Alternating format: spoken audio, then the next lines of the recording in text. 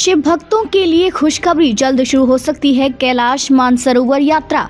भारत चीन सहमत, कैलाश मानसरोवर यात्रा फिर से शुरू होने की उम्मीद। भारत और चीन के बीच हाल ही में संपन्न उच्च स्तरीय बैठक में कैलाश मानसरोवर यात्रा को फिर से शुरू करने पर चर्चा हुई है। ये खबर शिव भक्तों और धार्मिक यात्रा करने वालों के लिए अत्यंत खुशी की है। कैलाश मानसरोवर को भगवान शिव का पवित्र निवास स्थान माना जाता है और हर साल हजारों श्रद्धालु इस पवित्र स्थल की यात्रा के लिए प्रयासरत रहते हैं। पिछले 5 वर्षों से यह यात्रा भारतीयों के लिए बंद थी। बैठक में हुई महत्वपूर्ण सहमतियां। बीजिंग में आयोजित इस बैठक के दौरान दोनों देशों ने सीमा विवाद, शांति स्थापना और आपसी संबंध सुधारने के लिए कई मुद्दों पर सहमति जताई। इन सहमतियों में कैलाश मानसरोवर यात्रा का फिर से शुरू होना प्रमुख है। विदेश मंत्री एस जयशंकर और चीन के विशेष प्रतिनिधि वांग यी के बीच इस मुद्दे पर ठोस चर्चा हुई। भारत की ओर से राष्ट्रीय सुरक्षा सलाहकार अजीत डोभाल ने वांग यी को भारत आने का निमंत्रण दिया और यात्रा को जल्द बहाल करने का प्रस्ताव रखा। पिछले 5 वर्षों से क्यों बंद थी यात्रा? कैलाश मानसरोवर यात्रा को 2020 में भारत और चीन के बीच सीमा पर हुई हिंसक झड़पों और उससे पहले कोविड-19 महामारी के कारण स्थगित कर दिया गया था। इसके चलते हजारों शिव भक्तों को निराशा का सामना करना पड़ा। यह यात्रा वर्ष 2000 में आधिकारिक रूप से शुरू हुई थी, लेकिन सीमा पर गतिरोध और महामारी के कारण इसे बंद करना पड़ा।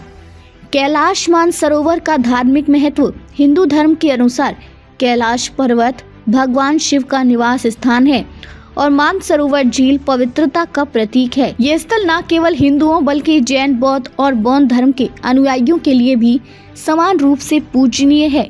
इस यात्रा का आध्यात्मिक महत्व इतना बड़ा है कि इसे आत्मा की शुद्धि और भगवान शिव की आराधना का सर्वोच्च स्थान माना जाता है। कैलाश मानसरोवर यात्रा के प्रमुख मार्ग। कैलाश मानसरोवर जाने के लिए 3 प्रमुख मार्ग उपलब्ध हैं। लिपू लेक दर्रा, यह मार्ग उत्तराखंड के पिथौरागढ़ जिले से होकर गुजरता है और भारत सरकार द्वारा प्रायोजित यात्रा के लिए मुख्य मार्ग है। नाथू ला दर्रा, यह मार्ग सिक्किम से होकर तिब्बत में प्रवेश करता है। शिकास्ती मार्ग, यह मार्ग नेपाल के जरिए तिब्बत पहुंचता है। यात्रियों को इन मार्गों से गुजरने के लिए चीनी पर्यटक वीजा की आवश्यकता होती है। सीमा विवाद के बीच यात्रा बहाली की पहल। चीन और भारत के बीच सीमा विवाद और गलवान घाटी की घटनाओं के बाद दोनों देशों के बीच कूटनीतिक संबंध काफी तनावपूर्ण हो गए थे। हाल ही की बैठक में दोनों देशों ने सीमा पर शांति और स्थिरता बनाए रखने के उपायों पर सहमति व्यक्त की है। सैन्य और राजनयिक वार्ता के माध्यम से तनाव को कम करने के प्रयास किए जा रहे हैं। यात्रा शुरू होने से क्या बदलाव होंगे? धार्मिक पर्यटन को बढ़ावा। कैलाश मानसरोवर यात्रा के फिर से शुरू होने से धार्मिक पर्यटन को बढ़ावा मिलेगा और इससे दोनों देशों के बीच आपसी संबंध सुधर सकती हैं। आर्थिक लाभ। इस यात्रा से जुड़े स्थानीय क्षेत्रों में पर्यटन और रोजगार के अवसर बढ़ेंगे। सांस्कृतिक संबंध। भारत और चीन के बीच सांस्कृतिक और धार्मिक जुड़ाव को बढ़ावा मिलेगा। भविष्य की योजनाएं।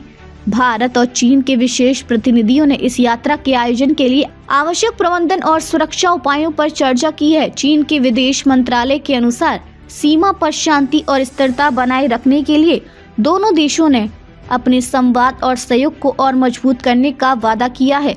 शिव भक्तों की प्रतिक्रिया। इस खबर से शिव भक्तों में उत्साह और उल्लास की लहर दौड़ गई है। सोशल मीडिया पर लोग भगवान शिव की स्तुति और इस यात्रा के जल्द शुरू होने की प्रार्थना कर रहे हैं। धार्मिक संगठनों और यात्रा एजेंसियों ने भी इस पहल का स्वागत किया है। कैलाश मानसरोवर यात्रा का फिर से शुरू होना न केवल धार्मिक दृष्टिकोण से महत्वपूर्ण है बल्कि यह भारत और चीन के बीच विश्वास बहाली का भी प्रतीक है।